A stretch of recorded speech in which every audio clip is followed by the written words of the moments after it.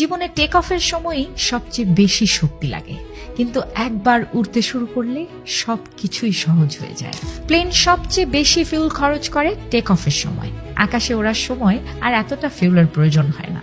1000 kilo ওজনের একটি ভারী প্লেনকে মাটি থেকে উপরে তুলতে ইঞ্জিনগুলোকে তাদের পুরো শক্তি দিয়ে কাজ করতে হয়। পুরো যাত্রার প্রায় 25% ফিউল শুধু প্রথম কয়েক মিনিটেই শেষ হয়ে যায়। কিন্তু একবার যখন প্লেন সঠিক অ্যালটিটিউডে পৌঁছে যায়, তখন খুব কম এনার্জিতে ঘন্টার পর ঘন্টা স্থিরভাবে উঠতে পারে। আমরাও আমাদের জীবনে ঠিক এই ভুলটাই করি।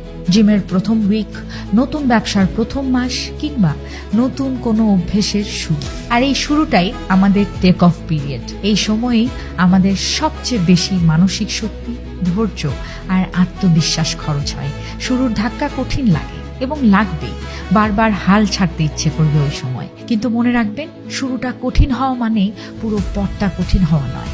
আরো একটু জোর দিন, আরো একটু ধৈর্য ধরুন। কারণ একবার যদি মোমেন্টাম তৈরি হয়ে যায়, সবকিছু অনেক সহজ, স্বাভাবিক আর উপভোগ্য মনে হবে। জাস্ট একবার টেক অফ পিরিয়ড পার করতে পারলেই আপনার সাফল্য তখন আর দূরে থাকে।